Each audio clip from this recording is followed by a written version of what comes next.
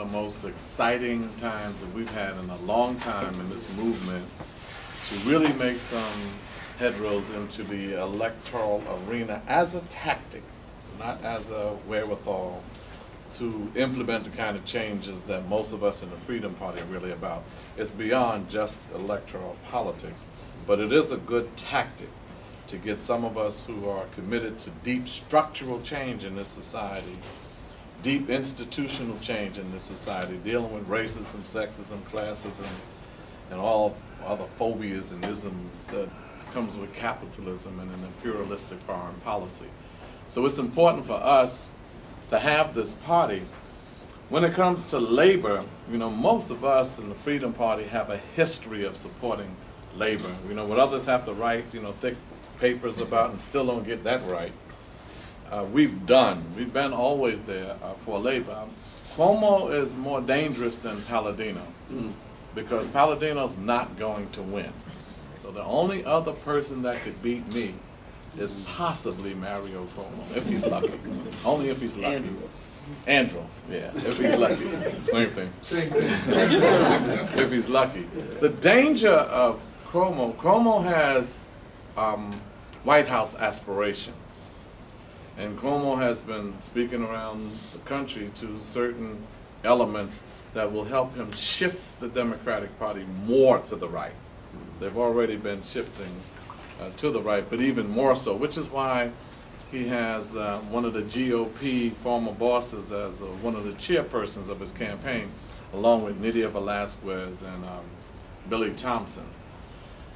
He, more than any leader in a long time, is dividing the House of Labor, and particularly looking at the labor unions and public service employee labor unions, but even the labor unions that he's supposed to be more supportive of is going to be in pain under a Cuomo administration. So when we looked at what could happen with labor, the workers' right, the organizing rights, reforming the Taylor law so people have a right to strike wages, the bottom line for all of the candidates, this is the bottom line. There's going to be a projected $14 billion deficit. That's what they're projecting. How do you balance it? That's the bottom line. If somebody has a TV ad telling you that there'll be no new taxes and telling you that they're going to shrink government by 20%, him and Palladino saying the same thing, when they say these things to you and saying to the unions that you have to freeze your wages, you have to sacrifice some of your pension and sacrifice some of your health care, and telling you that in order to balance your budget, I'm telling you now, there is no way they're going to balance a $14 billion deficit without devastating all of us. Right. There's just no way that could happen. We don't even need to have an argument beyond that. Everything else, you know, they could talk all they want. There's not going to be money for anything else that they say they're going to do because they're going to devastate us in that area. We have to come together. First of all, I want to let y'all know I am in this thing to win it.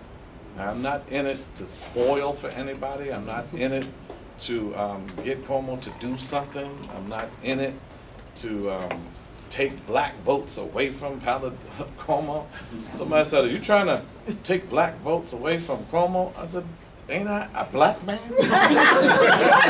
Trying to take black votes away from the white guy?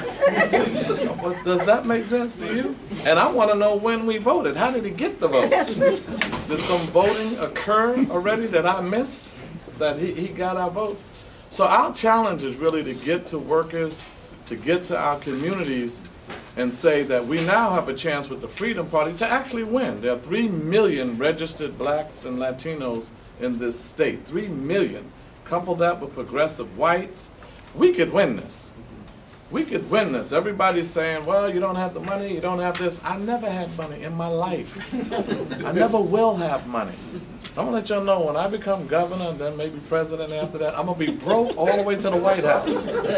So money, we got 43,000 signatures. Palladino had he's worth $150 million. He got 25,000 signatures. Cuomo didn't get any. Didn't even have enough respect to take it to the community. So I think this is labor's opportunity now to break with parties that will do anything to get a line. I mean, you can't keep going with Peter Ballone. Then you go with, what's his name, Spitzer. And now you go with Cuomo, Working Families Party, just to have a line. I mean, we cannot have that kind of selling out to get a line. Because then what you'll get after they get the line is we're going to all be devastated, workers in this state. So Freedom Party's coming along and saying, look, we got your back. We're going to be there for you. Platform, we have to be careful with that because we haven't had a platform convention because we are the Freedom Party team. We are campaign right now. We are the Freedom Party team. When I become governor and we get the 50,000 signatures, votes, then we'll be a Freedom Party and have a platform convention in January and February and fully present the agenda. But we're for things like, I want to get to a free tuition for CUNY.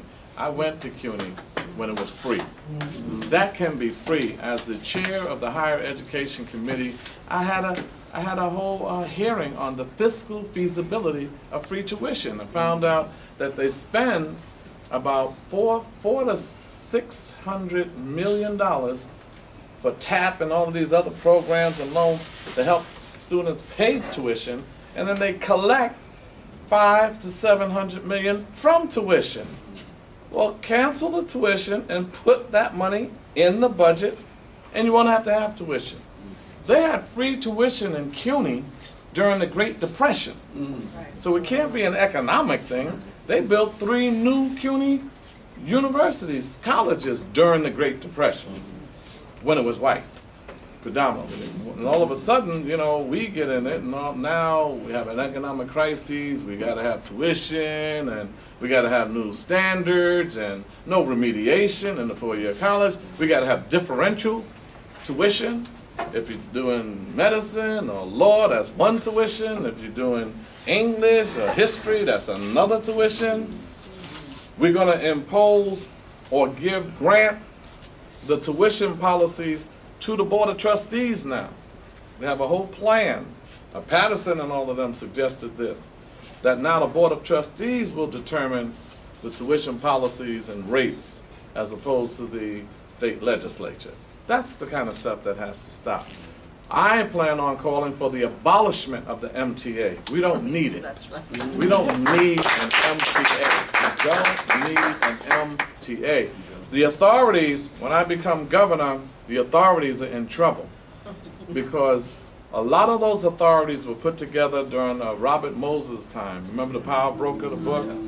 And he was a racist architect or whatever, trying to separate the races, and he used these quasi-government groups called authorities so that he can access public funding without any accountability, without any transparency, monitoring, or accountability. Why do you have a Department of Transportation in the city, and the state has their transportation, and we got an MTA? For what? For what? And the water board got to go. How do we, water board, rent regulation, MTA, all of these, a lot of authorities are put in place to keep the working class people, blacks and Latinos. We will never get out of this mess as long as we're the dormitory authority. That's how a lot of them got rich, the dormitory authority. Palladino got a lot of his money through contracts through the dormitory authority. There's no monitoring of them. If we're going to get out of this mess and get workers living wages and increase jobs, I'm proposing, and other than maybe some of the progressive third parties might propose it too, but neither Cuomo nor Palladino will propose a progressive taxation package.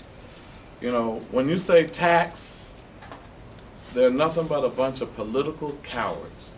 They don't even want to mention the word tax because your taxes been liberal. Whoa,